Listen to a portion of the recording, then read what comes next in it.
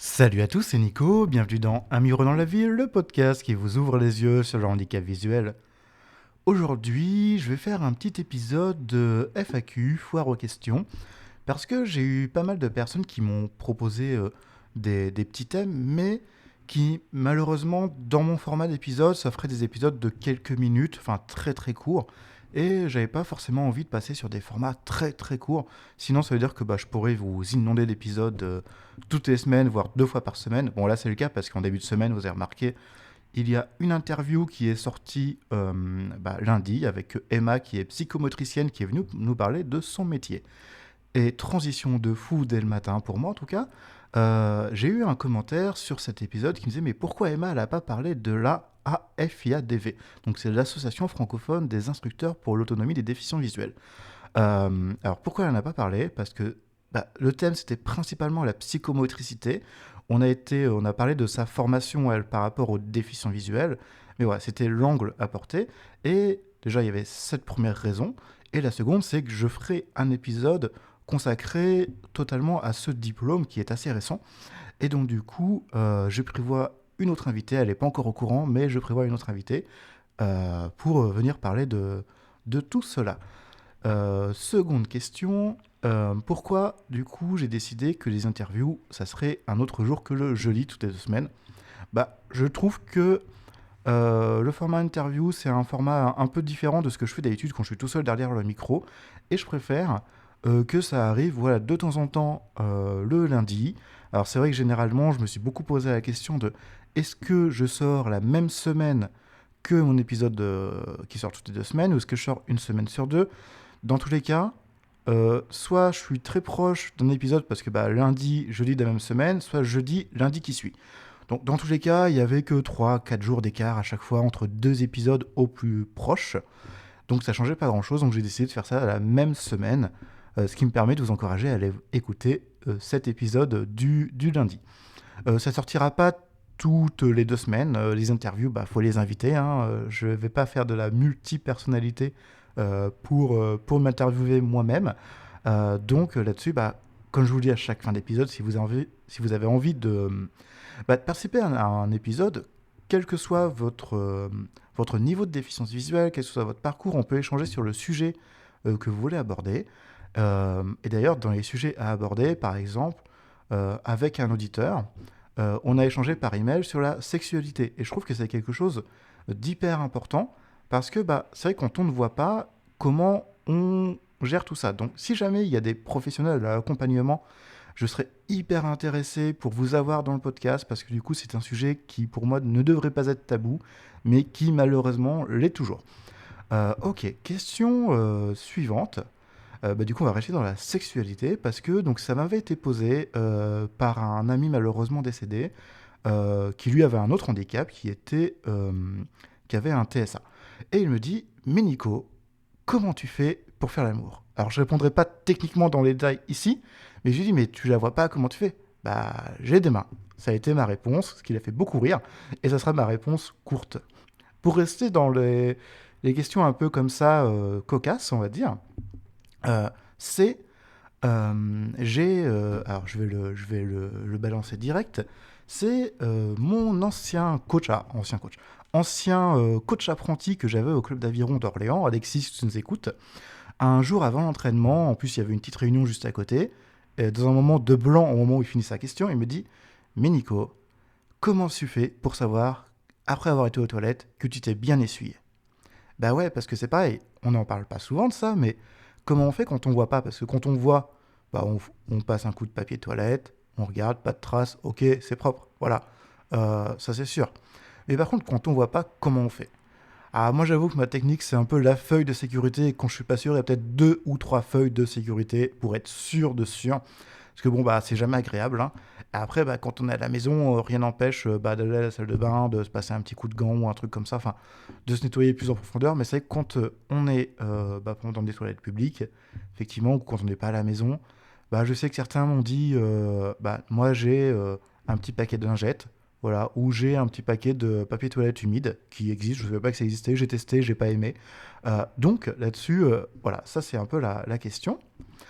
Après, pour des questions un peu plus pratico-pratiques, on m'a posé une question. Comment je fais pour gérer le poids de mon chien guide?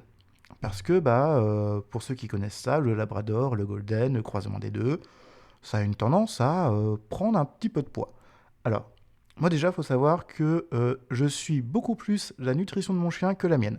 C'est-à-dire que mon chien, je pèse, ses portions de croquettes, elles sont toujours pesées. Alors, je suis pas au gramme près, hein, on va dire que je suis à plus ou moins 5 grammes à peu près, ça dépend des jours. Et en fait, je vais ajuster quand j'ai trouvé la bonne ration par rapport à mon rythme de vie. C'est-à-dire que mon chien, en moyenne, par exemple, dans mon cas, on fait au minimum, on va dire 4 kilomètres par jour, au maximum, je crois que depuis que je l'ai ultra, on a dû être sur un 10 kilomètres dans la journée.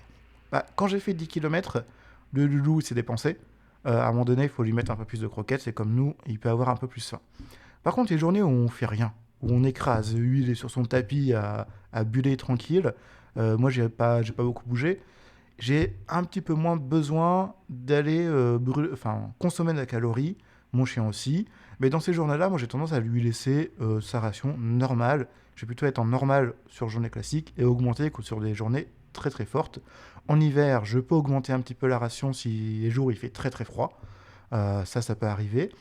Et après, j'ai une tendance à aller, alors, surtout au tout début, aller peut-être une fois par mois chez le vétérinaire pour vérifier que son poids il est plutôt correct, il est stable.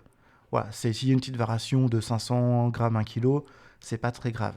Par exemple, je vais prendre avec Moby, donc cette question va durer un peu plus long. Avec Moby, j'avais fait un changement de croquette et je m'étais un peu foiré. C'était la première fois que je faisais ça. J'avais laissé la même ration que les anciennes croquettes. Mauvais plan parce que ces croquettes-là étaient plus riches. Donc Moby a pris un peu plus de poids. Donc derrière, on a réduit la ration et ça a été. Donc ça, généralement, les rations, c'est souvent marqué, il y a des estimations sur le paquet de croquettes normalement. Et si vous en songez pas, vous voyez avec votre école, ils vont dire, moi pour Ultra, on m'a dit, la ration, c'est environ 100, quand il est arrivé, on était sur du 160, on est passé à 170 parce qu'on trouvait qu'il avait un petit peu maigri, et là on est sur du 175 parce que ça m'évite qu'il saute sur toutes les miettes qu'il peut trouver par terre quand il travaille. Parce que ça reste un labrador, les miettes c'est hyper important, ça n'apporte rien, mais on sait jamais, ça a du goût. Donc voilà un petit peu, et pareil, je suis hyper strict sur les... alors pas forcément les friandises, enfin les récompenses alimentaires que je donne au travail, ça je lui en donne beaucoup. Par contre c'est quand je suis en repas de famille, mes chiens, c'est interdit de leur donner à manger. Déjà, je prends Moby. Il avait ce petit souci d'estomac fragile. Donc, quand on lui donnait un petit truc qui n'allait pas dans son alimentation, derrière, c'est Bibi qui ramassait la diarrhée. Hein. Donc, forcément, c'est pas cool. Et pour Ultra, je crois que j'ai pas fait de gros repas de famille. J'ai fait des repas avec différentes personnes, mais j'aurais dit non, on lui donne rien. S'il y a quelqu'un qui donne, c'est moi. Si on donne quand on est à la maison, c'est pas quand on est encore à table. Enfin, plein de règles pour éviter que le chien se transforme en bouffe-tout. Et donc voilà, donc sur ce, faites juste attention, ça pesez-le régulièrement. Ça, c'est le meilleur moyen de vérifier que la ration journalière, elle est OK. De toute façon, on le voit dans son comportement aussi. Un chien qui a faim, il va aller sur tous les trucs. Après, il y a des chiens gourmands, mais voilà, c'est à un moment donné, s'il lui manque un peu de nutrition dans sa journée, il va nous le faire sentir. Ensuite, on m'a posé une question aussi. Déjà, on m'a dit, Nicolas, pourquoi tu ramasses les crottes de ton chien? Et puis, deuxième question, comment tu fais pour les ramasser? Alors, déjà, pourquoi je les ramasse? Parce que pour moi, c'est même pas un sujet quand on voit pas et qu'on a que ce handicap-là. Ok, je précise bien, que ce handicap. Normalement, on n'a pas de souci pour faire un squat, se baisser, ramasser la crotte de son chien et aller chercher une poubelle. Alors, il y en a qui vont dire, oui, mais mon chien ne sait pas chercher les poubelles. Ça, c'est un autre problème que j'ai. Certaines écoles n'apprennent pas à chercher les poubelles. Pour moi, c'est un problème parce que du coup, le chien, à un moment donné, moi, quand ses besoins, il les fait souvent au même endroit. Si je ramasse pas, il y a une montagne de crottes au bout de 3 jours. Voilà, donc ça ne le fait pas aussi bien pour moi, aussi bien pour les usagers du trottoir qui ne sont voyants, tout ça, forcément, c'est une question aussi de vie en société. À un moment donné, voilà, tu ramasses quoi. On n'est pas dans la nature. Mon chien qui fait au fin fond d'une forêt, je m'en fous complètement. Mais quand il fait dans la rue, non, c'est normal de ramasser. Même s'il fait dans le caniveau. Pour moi, il n'y a pas de sujet à avoir. Donc, quand je disais juste, effectivement, il faut qu'ils sachent trouver une poubelle, en tout cas connaître l'ordre, et parce qu'on va pas, j'ai pas me travailler non plus 15 minutes avec mon sac à crottes rempli, parce qu'au bout d'un moment, c'est plus très hermétique niveau olfactif, et c'est pas cool. Et imaginons que je rencontre la femme de ma vie avec mon sac à crottes dans la main, bien rempli, voilà, niveau drague, c'est un peu pas cool. Après, autre chose, du coup, comment je fais pour savoir que mon chien il fait caca? Alors, moi, on m'a donné l'astuce, c'est pas compliqué. Quand votre chien il s'arrête, il se pose, vous remontez la laisse jusqu'au collier et vous remontez sa colonne vertébrale jusque vers les fesses. Si c'est plat, c'est un pipi. Si c'est arrondi, c'est un caca. Et quand vous remontez jusqu'au niveau de la queue, je dis pas de passer sous la queue du coup, parce que sinon là vous allez finir avec une crotte dans la main, mais vous arrêtez à ce niveau-là, vous retirez votre main, la zone de recherche pour retrouver la crotte. Elle est à peu près dans cette zone-là, en dessous de votre main. Voilà, c'est rare qu'un chien, c'est pas un hippopotame qui va faire caca et va dire évacuer et bien arroser toute la zone.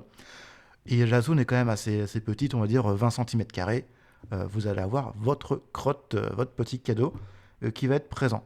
Donc du coup, voilà comment on peut faire. Et pour moi, c'est important de ramasser en termes de société, en termes de... pas forcément d'inclusion, mais en termes de vie en société de manière générale, c'est quand même beaucoup mieux vu. Et personnellement, ça me saoule quand je mets le pied dans une crotte parce que un enfoiré de voyant, parce que souvent, c'est des petites crottes de caniche, enfin de tout petits chiens qui n'ont pas été ramassés. Du coup, je suis désolé, faire un petit squat, c'est pas non plus compliqué. Moi, une fois, j'avais eu une personne des Visions déguisées qui fait: Ah, mais moi, je suis adjoint à la mairie du 20e de Paris. Enfin, je sais plus si c'était le 20e, c'était une mairie dans Paris.